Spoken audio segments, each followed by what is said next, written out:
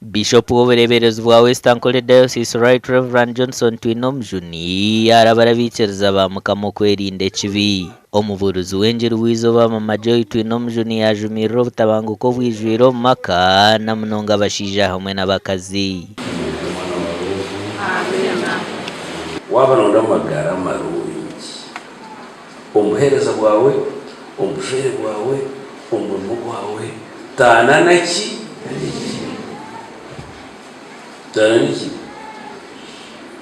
kandi okutana n'ikibi waza kutana tukumira bushima tukugira ngo bakurabe kubiha abana bakubambagana b'ibiragiro ikiragiro cya mwina mwagira ngo nikiha na mutari wawe wacura aho mumva kunehema mugenzi we agwisaka gwe yaba mukikuru aineheroka mwana amutaha cyaragamba ekutagamba Petera Mark Mwachire Mwanyamari abanyamwengura twashemererwa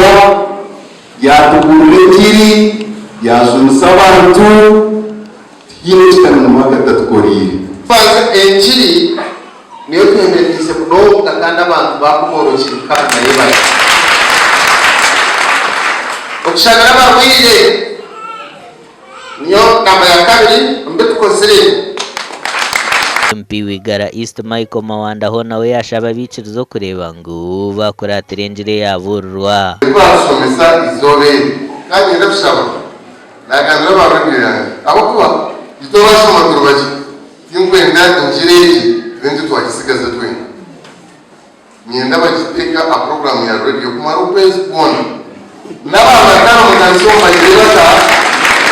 omuganda makuru nkago mureberezi wa Diocese ya North Ankole Right Reverend Stephen Namanya yashaba abebembezi b'amakanisa okubeco kureberaho ebi yabigambira hakanisa yose abadikoni bwa Kashonjo buyaba natasa abadikoni Venerable Reverend Francis Tubuhwire ahantebe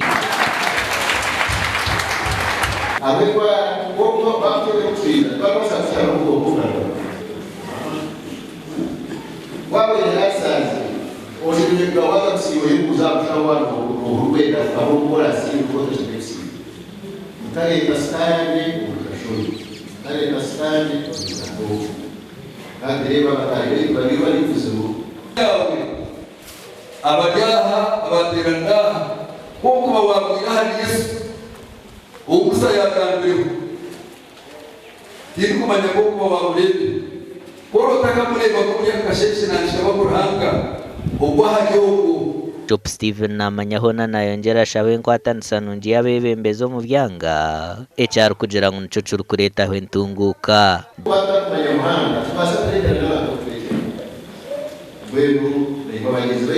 mu yosaba dikoni yongire kukorwa nkenzu